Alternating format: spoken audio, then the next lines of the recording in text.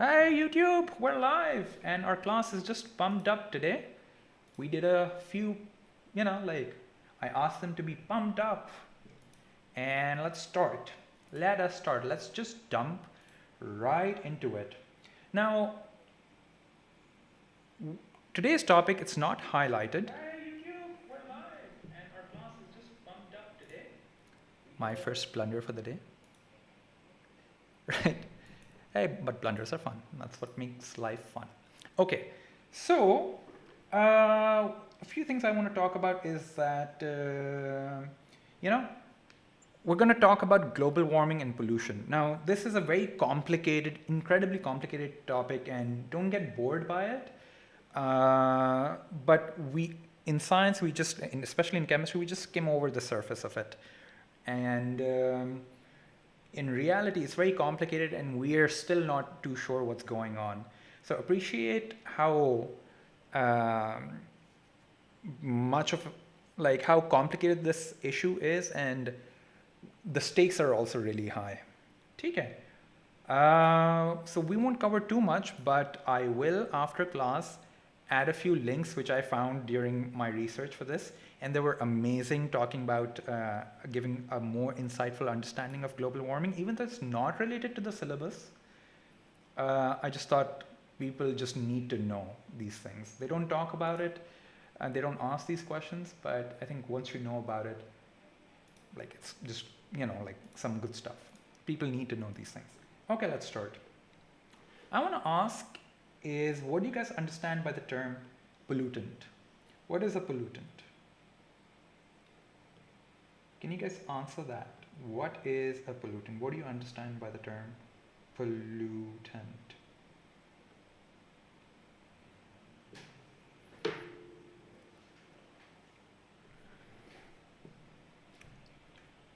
By the way, I've asked people on YouTube, I've asked my class to be a little more active, and I'd appreciate if YouTube is also very active. Assalamu alaikum, Naman. How are you doing? How are you doing? A substance that things which harm the environment. Pollute, yeah. Okay, more or less, yeah. Everyone knows what it is and can identify it, but we don't need to know the exact definition. I like the definition what I got when I was researching it. And a pollutant is something that causes an undesirable effect on the environment.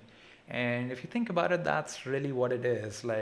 An undesirable effect is just something you don't want to, leads to something bad for something.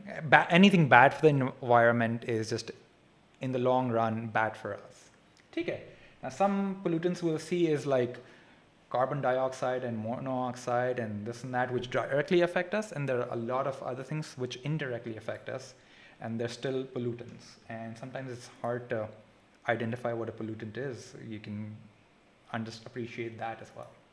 Okay. With that, let's just take a breathe. Just take a breath. And let me ask you a new question. What do you think, or maybe this is a little too obvious, what is the hottest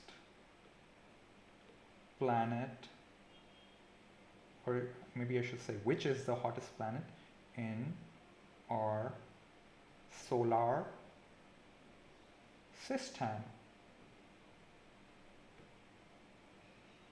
What do you guys think? What is the hottest planet in our solar system? Whoa, people know their answer. People know their answer. People know their answer. Mason's got it. But are you sure? Venus? People are saying Venus. Why? Venus is the hottest planet in our solar system. How do you guys know? I'm shocked. How do you guys know this? Tukka, closest to the sun. You guys don't know it. What is the closest planet to the sun? You have the sun. I won't draw it because it might take me too much time. First you have Mercury. The closest is Mercury. Mercury, also the smallest, I think, aside from Pluto if you want to count it. Mercury, then it's Venus, then it's Earth, then it's Mars, then Jupiter. Then what is it? I don't actually know. I'm gonna guess it's oh yeah, Saturn definitely. I think it's Saturn, Uranus, and after that it's Neptune and Pluto. Neptune, and then Pluto if you want to count Pluto. Mercury, right? So Miral knows her stuff. Now Mercury should have been your answer for the previous question. Right? A lot of people did a tukka and some people said Pluto isn't a planet. Oh, okay, fine. Fine, it hurts my soul. Okay, Mercury is the closest planet. But the hottest planet in our solar system is not Mercury, but it's actually Venus. This is the hottest planet. Hottest. Okay. And here's a little temperature scale. Let's get that onto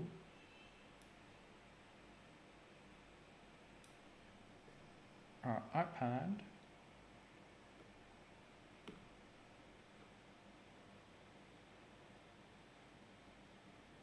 Look at that.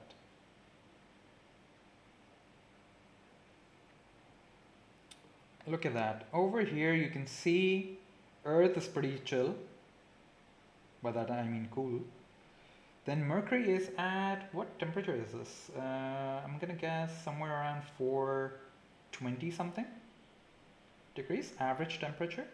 And Venus is at 460 something degrees. And the cause of that, as Miral is saying, is that Venus is primarily, has, its atmosphere is primarily carbon dioxide. Okay. What does that tell you about carbon dioxide?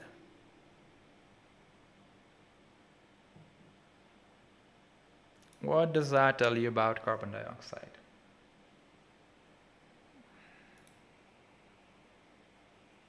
Hi, Shayan. Rabia, did you follow? Venus is actually the more, Venus is the hottest planet in our solar system. It's also further away from the sun than Mercury, but Mercury is actually cooler. Okay. Carbon dioxide traps heat, and okay. Let's, people have a general idea. Let's figure out how this happens. Okay. Do you guys know what a greenhouse is? A greenhouse is a glass house, glass room with a glass roof made to trap heat. This is what a greenhouse is. And the reason you want to trap heat is because so that plants can grow in it. Or not trap heat, but I think you want them to have access to sunlight. This is what a greenhouse is. A greenhouse is a room, a glass room, like a glass house, I guess, which tries to give access to plants on the inside. So if you want to contain some plants, or some plants might require a certain kind of atmosphere for them to grow better. Maybe they want warmer climate. So what you do is you make greenhouses for them, and they give access to those plants with a lot of sunlight, and they also keep them warm. How they keep them warm is sunlight is also carrying heat energy with it. So once it enters it, so what glass does is, what essentially glass is doing is, it can reflect light. So just a bit of it. So let's say 100% of the light is coming in, it'll reflect, let's say 20% of it. And the 80% of that light passes through. Once that light passes through, it tries to escape again, but that 80% of that light stays back in again, and it keeps on going in and out, and it gets trapped in this area. So what ends up happening is this area in the house is more warmer than the outside, right? And like one more time, this is just called a green house because you have plants in them. The only reason you make this is to grow plants in it. So green is because of the plants, house is because it's a building. Okay, with me so far? Easy, right? You have seen this process a lot. Don't you go at like daytime, you go out and your car's in the sun and you open it and you try to get inside and you realize one thing, it's hot on the outside, but as soon as you open the door and try to get in, it's not just hot, it's hotter than the outside when you open the car door. And the car is doing something similar. A car is acting like a greenhouse when it's in the sun because a car is all windows on top. Well, not the roof, but everything else in the car is just windows and it's trapping heat very similarly. Maybe not as good as a greenhouse does, but essentially trapping heat. Are you guys following so far? Any questions related to this? Or is it straightforward so far?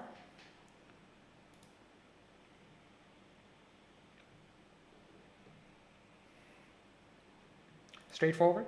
Okay. So you've experienced greenhouse effect, all right? Okay. Now a lot of people think greenhouse effect is gases coming out of this house. That's not the greenhouse effect, right? Like I assure you, people think that there's some gases produced because of greenhouses that come out, and like don't be confused because of that. It's a greenhouse effect, not greenhouse gases or anything, right? Well, they do call them greenhouse gases. Okay. Now, what happens is our atmosphere does something similar. And time for another diagram.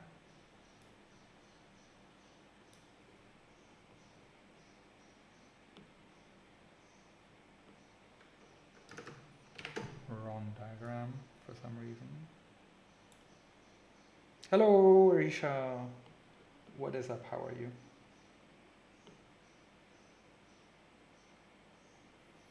Okay. This is the Earth, and this is its atmosphere. And the atmosphere is kind of acting like the glass, like pretend it's like that same glass surrounding the entire planet. And the sun is shining brightly on that glass, right? Now, if your atmosphere is made up of different gases, majority of which is nitrogen, and then oxygen, right? And they do their job, like they're just part of the atmosphere. What ends up happening is, because we're producing lots and lots of carbon dioxide, the percentage composition of the atmosphere is changing. There's now more and more carbon dioxide. I think it's close to 1% or 0.1%. Okay. This is increasing. Now with the increasing levels of carbon dioxide, it changes it's a mixture, right? The atmosphere is a mixture of different gases. It changes the properties of the atmosphere. One such property is that the sunlight that's getting in, more and more of that sunlight gets trapped in the atmosphere. That heat energy coming from the atmosphere gets trapped in because carbon kind of encourages that behavior. Once you have more carbon in the atmosphere, we're studying pollution and global warming, mostly focused on air this time around. So as more and more carbon dioxide levels increase, the atmosphere starts absorbing more and more heat energy, or does not allow more and more heat energy to be dissipated back into outer space. So, because there's more heat energy coming in onto the planet than leaving it, this is more, and this is less. The entire planet is warming up. The entire planet is now warming up. And this is called global warming. This is global warming. Do you guys follow? Now, just because of carbon dioxide present, more and more carbon dioxide. Hello, Asfand. Saad Sir Bilal isn't here today. Anas, hello. Okay, I'm gonna answer that in a bit. Okay. Was there a class yesterday? There was a class yesterday. I'm good, Arisha. Okay, any questions so far related to global warming so far? Do you guys understand carbon dioxide, the role of carbon dioxide? It's increasing it. Now, we're not getting into the mechanics of like how does it actually do it. It's just one of those things we'll kind of like, I don't even know how exactly does it contain it, but I'm sure the answer is very physical than anything else. There was class yesterday, yeah. Yeah. But like, you have a recording. Arisha, let's focus. I think I might have been late to the announcement. I'm sorry about that. But okay. One thing I wanted to add was before we had like a lot of life on the planet, even before plant life began, the majority of the planet, majority of the atmosphere, I think close to 90%, I don't know the exact percentage, was carbon dioxide. And the percentage of, what do you call it, percentage of carbon dioxide was really high. So the planet was much hotter back then. And when a lot of sea life grew, right, plants, underwater plants, they grew, they produced a lot of oxygen because of photosynthesis. And over time, because there was no competition, no nothing, a lot of those plants produced a lot of composition that started from like zero, or like close to 0% oxygen in the planet. It increased to all the way up to 20%, right? And once all that oxygen was produced and all that carbon dioxide was decreased, the planet started cooling down because oxygen is less of a global warming gas than carbon dioxide, much less. So with all that carbon dioxide consumed by the plants, the amount of, what do you call it? Greenhouse gas, the amount of heat on the planet decreased because the atmosphere acted less and less as a greenhouse. Okay, we were doing ammonia. Okay, does that make sense? Do you guys find that interesting? Did you guys know? And I think that caused our first ice age. Miral knew that? Miral's like way ahead. Miral's like, why am I even here? Really? Miral, you knew all of this? Okay, you shouldn't. May, June session, can you suggest how to prepare for some topics that are not clear? Should I topics? Anas, what topics do you mean exactly? I say just watch, I'll be selfish, just watch our videos, then open past papers, solve our past papers together, then you do it on your own. Make sure you also read. Don't forget reading from the book. Okay. So yeah, and it's true. I don't know my exact numbers. I was a nerd when I was, studying about global warming and I researched it. I'll share a lot of links after class. And this did happen. And we've had like 5 global warming events or 5, no, that's something else. But we've had a few ice ages, 1 or 2. And I think one of them was caused because of, there was too much carbon dioxide, then it went away and there was like no carbon dioxide and, a lot of it turned into what? Then we had our ice age. Then later on, I think animals started showing up, and they produced a lot of carbon dioxide, and that started a balance, an equilibrium of sorts, not of sorts, exactly, an equilibrium between the amount of oxygen in the atmosphere, then the amount of carbon dioxide in the atmosphere, and nitrogen was just nitrogen, I believe. Then a new animal showed up that just destroyed everything and like started producing a lot of carbon dioxide. Quick guesses on what that animal is? What that mammal was? They were humans. Humans did that. And how did they do it? Now, carbon dioxide, one of the 2 most contributing factors of global warming, the gases, are carbon dioxide. Let's get some nicer colors here. Why don't I focus on colors more? Carbon dioxide and methane. Okay. carbon dioxide and both of these gases have natural sources and man-made sources, right? Natural sources are already there, like, any animal that's alive and breathing takes oxygen and produces carbon dioxide, right? So carbon dioxide is already produced, but all that carbon dioxide is taken care by every plant there is, because they take up carbon dioxide from the atmosphere and replace it with oxygen. So there's a balance, or there was a balance between carbon dioxide and oxygen for the longest time. Methane is produced naturally as well from decaying of plants, but not a lot, very, very little. But that is also, but the thing with carbon dioxide and methane is even a small amount of them produces a significant change in the atmosphere, because it changes carbon. When you have a bit of carbon dioxide, your planet's average temperature changes by 1 or 2 degrees. What ends up happening is, let's go back to this diagram. Let me tell you why even a few percentage of carbon dioxide is a huge issue. Because what ends up happening is, the planet is in a very delicate balance, which it has over millions of years sustained into an equilibrium, right? When there's a slight increase in percentage of carbon dioxide, even 0.1, let's say, it will end up absorbing slightly more heat from the sun.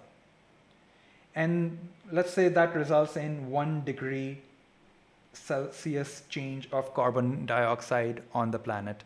So if our average temperature of the planet, we had a thermometer here. If our average temperature was, let's say, close to 20 degrees, it changed to 21 degrees. From 20 degrees, the average temperature of the globe changed to 21 degrees. So that means there would be slight heating over the entire planet. So let's take a look at our polar ice caps, which are mostly white. What they do, because they're mostly white, what they end up doing is they reflect a lot of sunlight as well, because white reflects a lot more, right? White ice, because it's white, ends up reflecting a lot more than any other color. So those polar ice caps decrease in mass ever so slightly. If they were 100%, they go to 99%.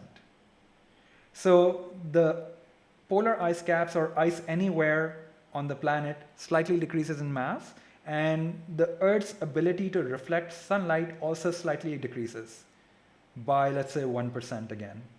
And if that decreases by 1%, there's now more sunlight heating up the planet. Do you guys understand? First, carbon dioxide changed the planet, tipped our equilibrium ever so slightly, and allowed just a bit more sunlight to be trapped in the atmosphere.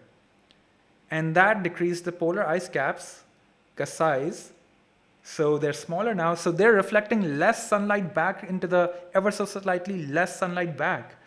So that increases the amount of sunlight absorbed by the planet ever so slightly again, which ends up increasing what? Which ends up increasing the temperature of the planet ever so more, right?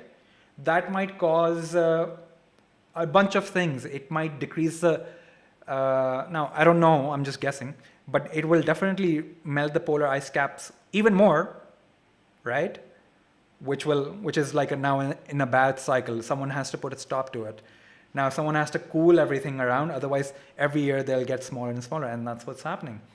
Now what could also happen is the increase in heat could disrupt some other environment or natural habitat. Like, let's say maybe it decreases the amount of plant life in some areas, and if those decrease, there will be more carbon dioxide in the atmosphere because it's not being processed. Now, the last part, I'm just saying it as an example. I don't know if this happens. Polar ice caps shrinking, definitely. This I'm just giving as more example. It's affecting different balances, checks and balances in our planet, and it's a domino effect. One causes the other, causes the other, causes the other, and all of them are causing the planet's temperature to rise, and all of it is getting worse. So it's like a domino effect of everything heating up the planet. And what's worse, or the worst thing ever, is that we take all of our fossil fuels and our everything and we're burning them daily to do, from charging our phones to commuting to work, from heating our food. Everything is producing more carbon dioxide. And that more carbon dioxide produced, because if you think about it, there's 7 billion people on the planet and everyone's heating their food at least. So they're producing a lot of carbon dioxide. And anything you manufacture requires heat energy. And that heat energy is also comes from where? Burning oil or other things, which ends up producing carbon dioxide. And all that carbon dioxide just shoots up. There was a graph by this really famous guy, who said, this is what he showed.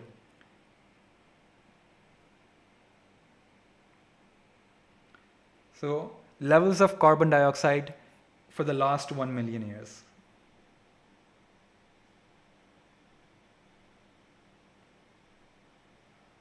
Okay. And this graph was kind of like this.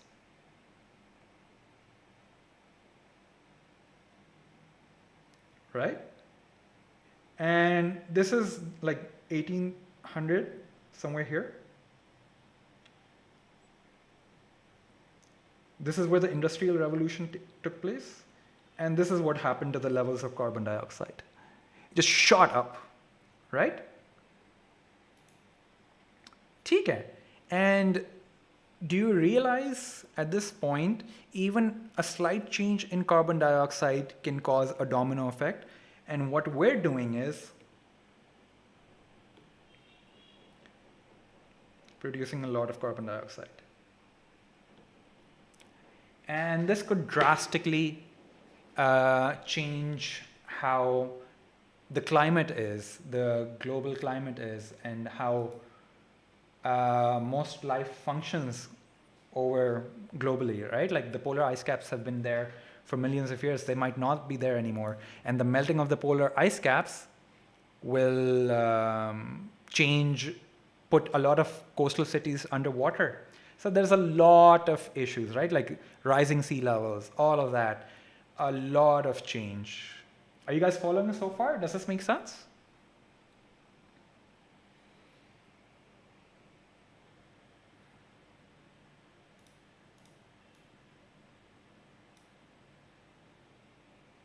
We're also producing a lot of methane, more than before, because our landfills, our livestock, agriculture, all of that is producing a lot of CH4 as well, which is also global. I'm getting sad explaining this because our planet is kind of like is going to experience a bad few years soon. Hi, Jasneet, how are you?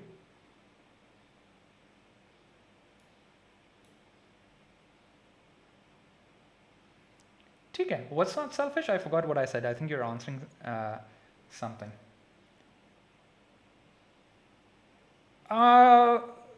Becomes Satlantis become, how many years till Karachi becomes Satlantis or Atlantis? I think that's what you're trying to say. I don't know. Maybe it'll happen, maybe it won't happen, who knows. But these are things a lot of educated people are predicting. Looking at history, looking at science, looking at things. It might just not happen, who knows? But unlikely. If you want to guess something is going to happen or not, you want to trust the smart people who are not just saying it, who are backing it up by research. Because that's the only way you can predict the future, right? How do you know tomorrow the sun will rise? Because you saw the history. If you're 15 years old, you saw 15 years of sun rising every morning. So you're like, okay, tomorrow the sun will rise. So these people are studying history. This is not the first time this has happened. This happened before. Our first ice ages, our first few ice ages have done something similar. We've had a global climate crisis in our history, even before humans were there. So anyway, that's way away from chemistry. But do you guys follow this so far? So carbon dioxide is a huge no-no. And carbon dioxide is primarily coming from the combustion of fossil fuels. A lot of people think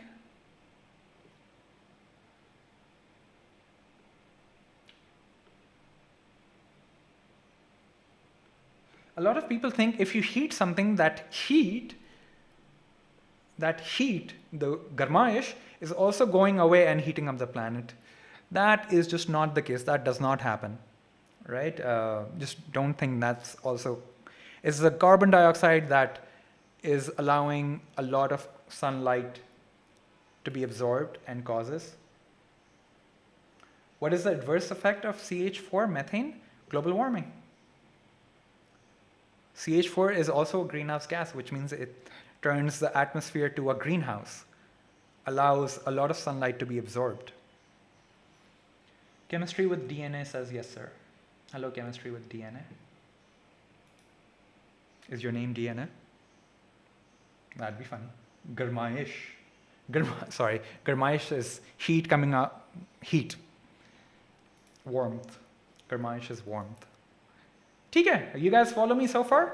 How many of you are bored out of your minds? 6:35. I should have asked for tea. Arisha out of this is probably going to ace Urdu.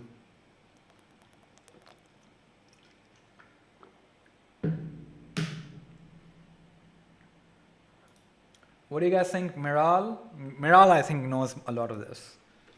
Mesa, Arisha already is answering. Ramesh, Rida, Hanan. Hanan, you're very quiet. Did you say yes earlier? No, you did not. I don't think you did. Quite interesting. Okay. So carbon dioxide is, and this is why you keep hearing about carbon footprint. Now, carbon dioxide is not just produced by, us burning it.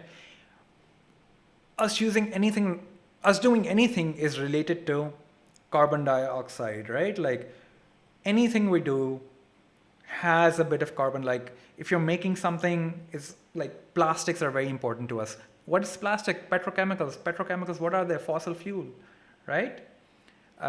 If you're heating anything, even with electricity, the electricity is coming from either a dam, a nuclear power plant, which is not producing carbon dioxide, both of them are, or 50% of all electricity produced, close to 50% or even higher, is from fossil fuels. Your transport is all, aside from Tesla, are fossil fuels, because petrol, you're burning, producing carbon dioxide. The most efficient way of burning fossil fuels is to produce carbon dioxide, and that is what's causing this, right? And people argue the carbon, do you guys know what the carbon footprint is? How much, to do something or to make something, how much carbon are you adding to the atmosphere, or how much carbon dioxide are you adding to the atmosphere? So me using this pen right now, or me teaching you guys, is probably the most amount of carbon dioxide you can measure is me breathing carbon dioxide out, which is not a lot, which is very little. Okay? So that's one carbon footprint. But this class has a huge carbon footprint because I'm using a lot of electricity. You guys are using electricity. You guys are all focusing and breathing, to watch this. And what's even worse is that's still very little. Most of our tech around us is made from industrial processes where metals and plastics and circuitry and batteries and a lot of things are made. And all of those things produce a lot of carbon dioxide, like producing an iPad, which I'm using right now, or this pencil right now, it's made of plastic, produces a lot of carbon dioxide and releases it to the environment. So what can we do to reduce the amount of carbon dioxide in our environment? What do you think? If you guys appreciate that anything and everything around us is like, if I have like a chair made of wood, a tree had to be killed and stopped producing oxygen and reducing the carbon dioxide to make that cabinet or chair or table, right? So most things we do is producing carbon dioxide. So let me ask, what can we do to reduce it? We're doing air and pollution and global warming, Omar Ali Khan. A lot of people argue electric cars require more carbon dioxide produced. So you save on carbon dioxide. Yeah, that's one very interesting thing. So you buy an electric car, right, like a Tesla, right? Now the issue is it's charging with electricity. And where's that electricity coming from? It's coming from dams or fossil fuel power stations. So if you're already burning fossil fuels to produce that electricity that goes into your cars, what's the point of having that electric car? Overthink, you think it's better? Maybe. A lot of people argue these electric cars so far aren't really good. And that's where our hydrogen fuel cells come in. Because people argue those hydrogen fuel cells are a more efficient way of taking chemical energy and using it later on. And Arisha didn't get me? Yeah, so one way of reducing carbon dioxide, Arisha, why don't you ask your question? Is it about Tesla?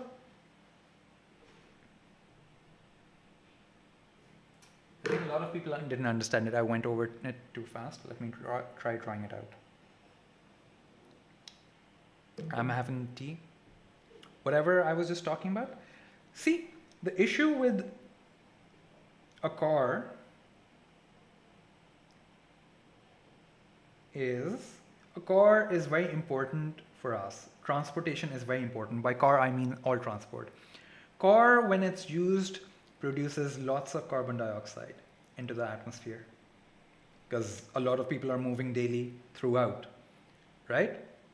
Now, some people suggest the solution for this is an electric car, because an electric car does not produce carbon dioxide at all. There's no carbon dioxide being produced at all, right? The normal car produces produces carbon dioxide because it eats petrol. It takes petrol, burns it, that produces energy, also produces carbon dioxide, and that energy is used to push the car forward, right? And this is also producing a lot of carbon dioxide. But an electric car doesn't produce any carbon dioxide because it takes in directly electricity from the wall, right? It's taking this is a plug, right? So it's taking in electricity from the wall. So does that mean this car does not have a carbon impact or carbon footprint? Actually, no, because where is this electricity coming from? Because more, if not more, 50 to 60% of all electricity produced comes from fossil fuels.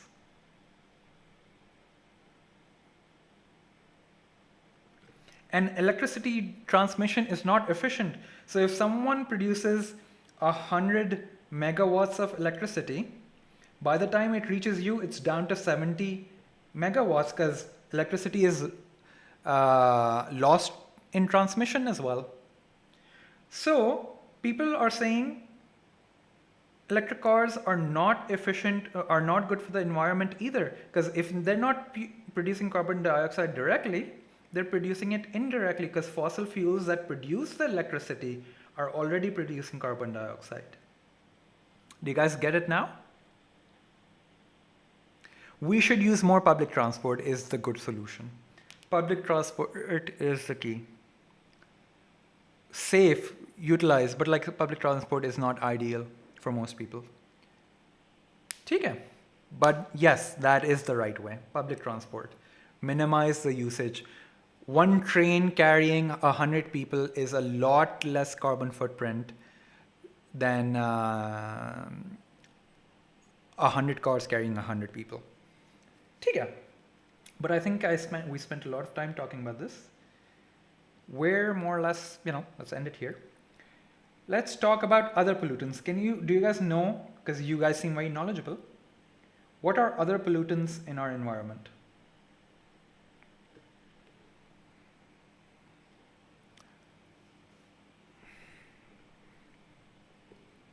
Nitrogen dioxide.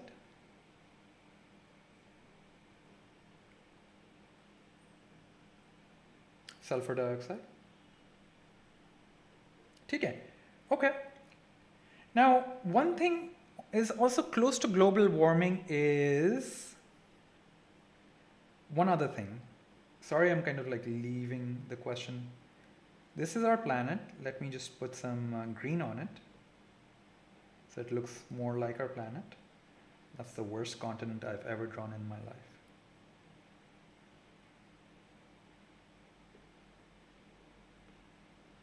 Right? That's our planet. Our planet is surrounded by our atmosphere, and this atmosphere comes in layers. One of such layers in a particular level of the atmosphere is called the ozone layer. And the ozone layer is essentially a layer of ozone, and ozone is just an O3 molecule. Okay. I wonder how long. Oh, it's 6:45. We have 5-10 minutes. Okay. I thought we were just reaching the end. Okay. Now, ozone layer does something very special. But before I talk about it, let me throw a surprise quiz at you guys.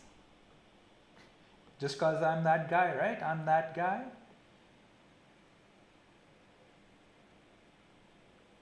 Surprise quiz.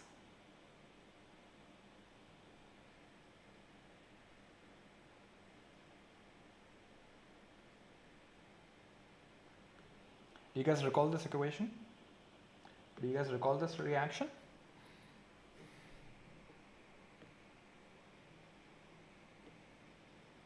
What is this reaction called?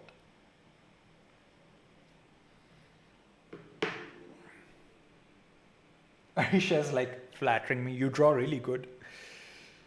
Substitution reaction. Excellent. Can you guys talk about what this reaction is? So it's called substitution reaction. It happens with which chemicals? Good. Brilliant. Substitution reaction.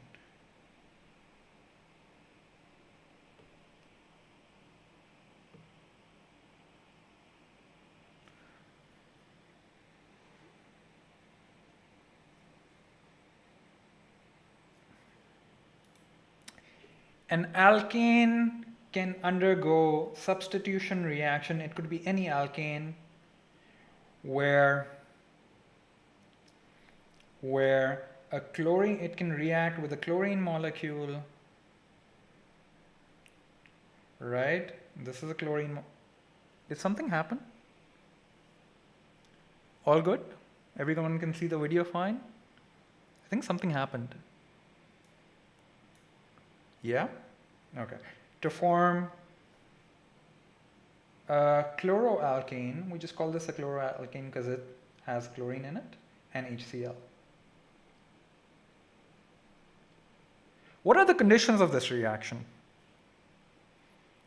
What are the conditions of this reaction?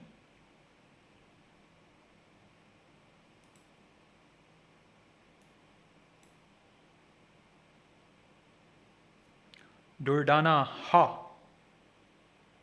A. Hi. Everything's all right? What are the conditions of this reaction? No one tell me condition of this reaction. People forgot. Lionel Fangs. I just realized your initials are not capitalized. I just realized this. No one knows the condition for this reaction? Are we confused? If you don't know, just give me a sad emoticon and I'll tell you. Yeah, people online are telling me. Sad face, sad face. UV light or sunlight. Why do I say or sunlight? Because sunlight has UV light in it.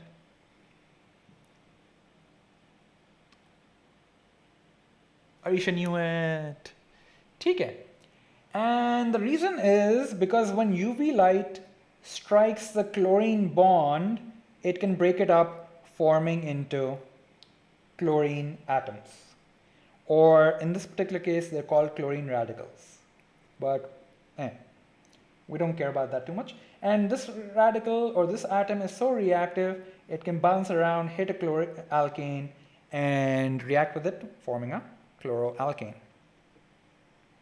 Right? We've done this, exactly this, right? Now let's come back over here. The ozone layer is really good at reflecting what?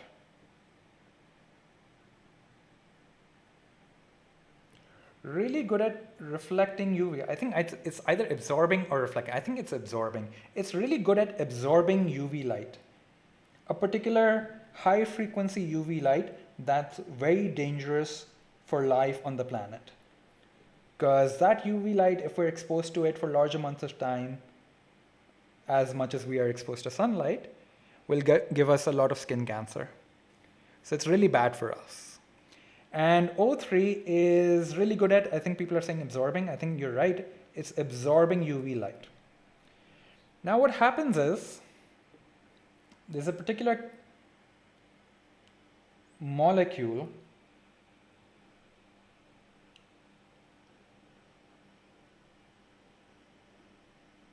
called the chlorofluorocarbon. This molecule at one time ended up in the atmosphere a lot because people were manufacturing it a lot, right? And why were they manufacturing it? It was a really good gas to manufacture and put into compressors of air conditioners and refrigerators or anything that had a cooling mechanism in it, right? Now, notice the chlorine bond. This chlorine bond would be activated and would break because of the UV light once it would reach the higher surface, and it would break and the Cl would form. The Cl atom would form. This Cl atom would then react with the O3 molecule, turning it into something else. And what does it turn it into? We don't really care. But it's not O3 anymore. And that ended up causing depletion of O3 from the atmosphere from different regions. And you've heard of it. That's what's called the hole in the ozone layer.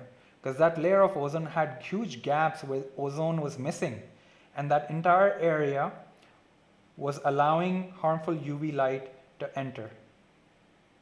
One of the biggest ozone layer holes is still present, and it's all over the Antarctic, or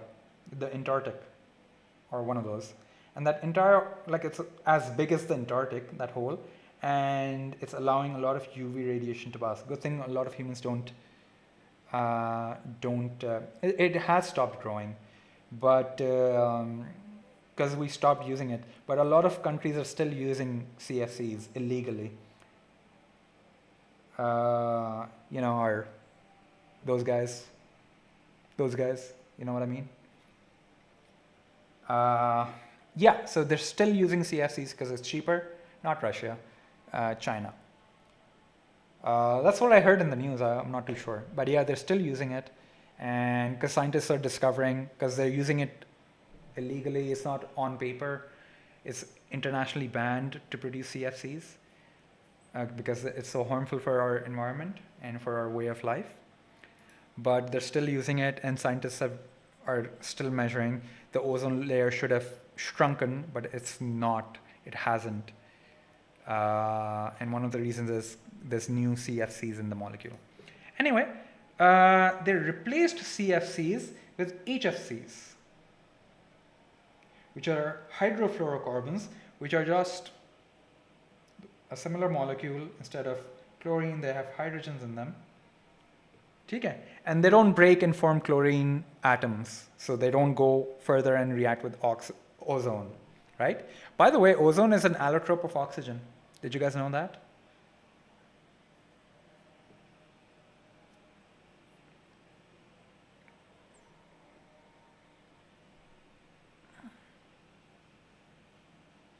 Not electrotrope, isotope. No, what did I say? Allotrope. Allotrope. I said allotrope is an element that exists in a different form. Allotrope. Like carbon can exist as graphite or diamond, but they're both pure carbon. Allotrope. Okay. So oxygen can exist as O2 or O3. Actually, ozone is very unstable, and it's because of the strict conditions of the stratosphere that allow ozone to exist. It converts the oxygen from the atmosphere and turns it into ozone, and it stays like that. And it's a reversible reaction. It's an equilibrium, and the equilibrium is more favored towards the right because of the exact conditions of the stratosphere. Oh, well, that's way too much information. But does this make sense? Did you guys follow a lot? I think we learned a lot about. Yeah, Arisha followed. How many of you were like bored out of your mind? Fine, you can say it if you want. I think Miral, I have a feeling Miral was bored. Like, I know this. But Miral is normally bored because she knows a lot. Lionel Fangs gets it.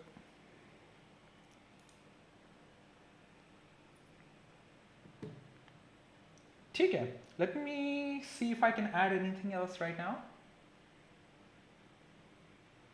Not really, CSEs.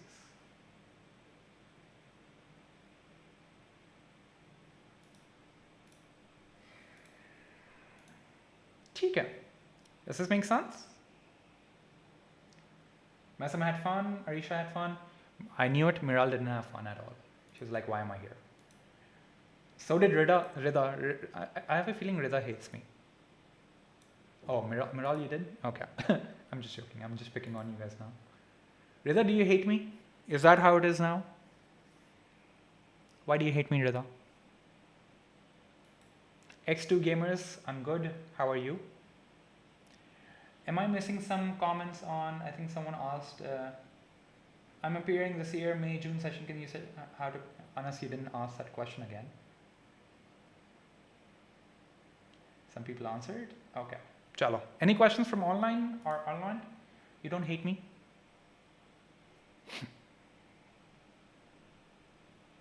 Oh, okay.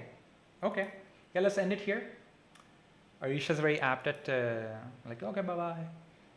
TK, does this make sense? Any questions? Any last minute questions? We went into way too much detail, but I guess you also guys appreciate why exactly, right? Stuff is kind of important. Once you know it, no one else is going to teach you. So we kind of have to go over this. But we're more or less done. Bye, guys. So we're going to take our sweet time for a few things. Just going home? Okay. Bye, Arisha. Bye, guys. Let's end it here. Bye, YouTube. 10 likes. Okay. Bye-bye, guys. Take care, YouTube. Bye.